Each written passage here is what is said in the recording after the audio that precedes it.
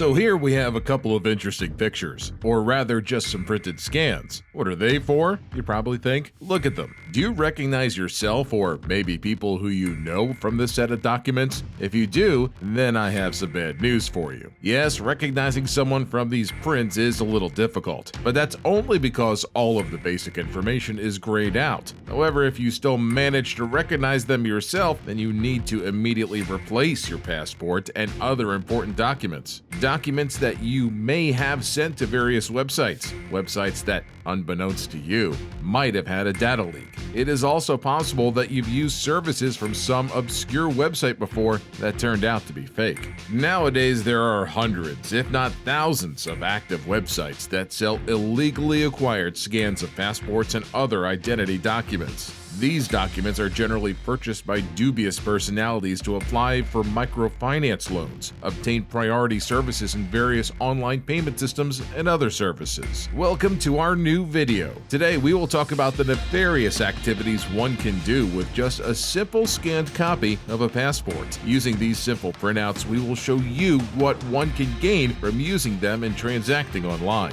This video was created solely for informational purposes. The goal is to help educate viewers who are not vigilant enough in protecting their personal data when transacting online, negligently uploading scanned copies of their passports, driver's license, and other important personal documents to dubious or unverified websites. Any similarities to actual persons, living or not, entities, or situations are purely coincidental. Passports. Where does one obtain scanned copies of other people's passports? Shockingly enough, it isn't as difficult as one might think. One can simply Google "buy passport copy" and you'll see a huge number of websites openly selling them. For some strange reason, Roskomnadzor, the Russian government body responsible for censoring media and communication, has not blocked such sites yet, and they openly carry out transactions with almost no consequences. As indicated in the price list shown on the screen, the cheapest item is a passport scan. The most expensive, however, is a complete set of documents which includes all pages of the passport, a photo of the passport owner holding the passport, and a secondary document like, for example, the person's social security number, copy of their driver's license, or military ID. Some Russian companies require customers to send a photo of them holding their passport as proof that they are indeed the bearer of the document. For buyers, the most important part is a guarantee from the seller that the documents have not been sold to anyone else before. Since these documents can be easily obtained online, there is a possibility that they have been sold multiple times on different websites and by different sellers. For those who are unlucky enough to purchase such documents, complications may arise if they attempt to use them to transact online, as the documents might already have been used in other scams. Similar sets are sold on a lower price in various darknet websites. Interestingly, there are websites that actually offer identity documents for free. But the real question is, how do all these copies of important personal documents end up on the internet? Well, let's go find out. Imagine that you are an active internet user and that you frequently use online services and, just like everyone else nowadays, decided to sign up to a car-sharing service. In order to use the company's services, you would need to go through a standard verification process. Fair enough. To do this, you are required to upload a copy of your passport and your driver's license, among other documents. Your records are then stored in the company's database. Unfortunately, companies like car-sharing service providers, which mainly operate financial transactions online, are prime targets of hackers,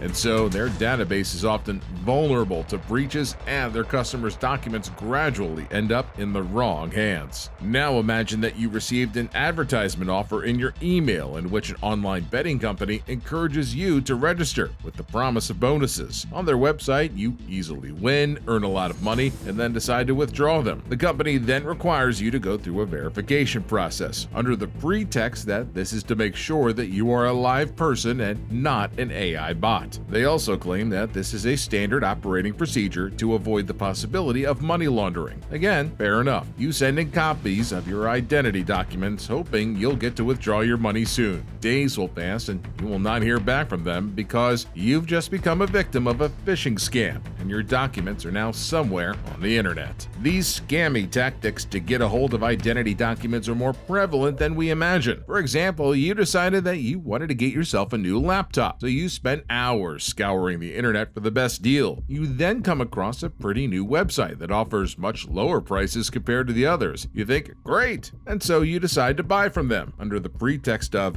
avoiding delivery problems by mail, they require you to send them copies of your identity documents. You unsuspectingly oblige and, unfortunately, become another victim. So now we know that a big reason why such documents end up on the internet is mainly because of lack of caution when doing transactions online. Now we're going to try to answer the most interesting questions. What do hackers do with copies of these documents? Actually, it all depends on how creative the scammer is. The most common use of such documents is to build legitimacy when selling goods online. In a simple experiment, we pretended to sell a camera online for a relatively low price. To instill confidence in the buyer, we sent them somebody else's passport copy pretending it to be ours. The buyer naively thinks that in the event of the transaction turns out to be fraudulent, they can easily go to law enforcement agencies and file a case against us using the identity documents that we provided. Though not entirely their fault, inexperienced internet users think they are somehow protected from scams simply because they have the other party's identity documents and boldly transfer funds online. Okay, so the passport copy is fake, but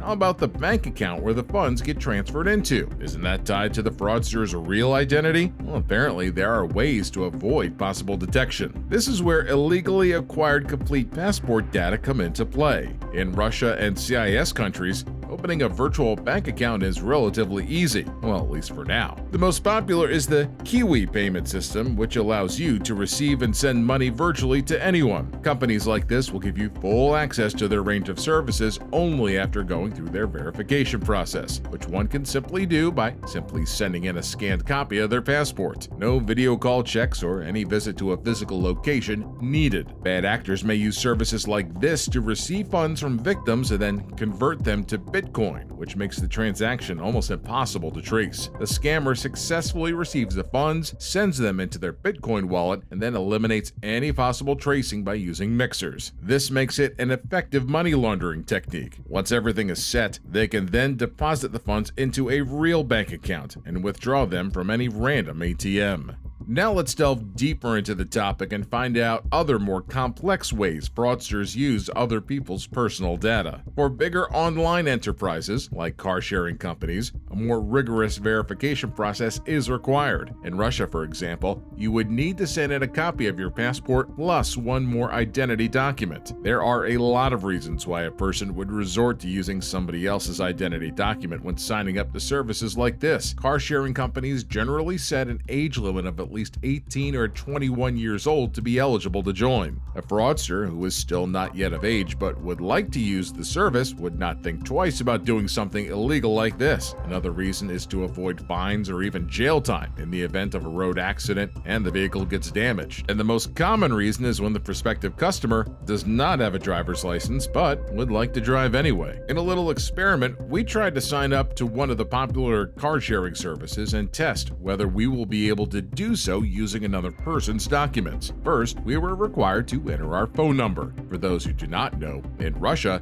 your personal phone number is tied to your passport. Well, this poses a bit of a problem, but it can be easily circumvented. There are numerous websites that provide temporary access to a phone number. After verifying our phone number, we were then required to upload a copy of the passport, a photo showing the applicant holding the passport, a copy of the driver's license, and a photo showing, again, the applicant holding the driver's license. The verification process is much more strict, but with a good budget, one can easily buy all of these documents online. Again, the most important part is to make sure that the documents have not been used elsewhere before. Now, all set. The company has cleared the applicant to use their services. In the event of a problem, let's say, for example, non-payment, damage to the vehicle, or driving fines, the company can only file a claim against the person verified in their system. Now let's move on to the most interesting part of the video, getting a loan using other people's personal data. There's a video made by the YouTube channel EVG, wherein they tried to get a loan of 10,000 Russian rubles, or about $140 US, using a passport data in which they bought for a mere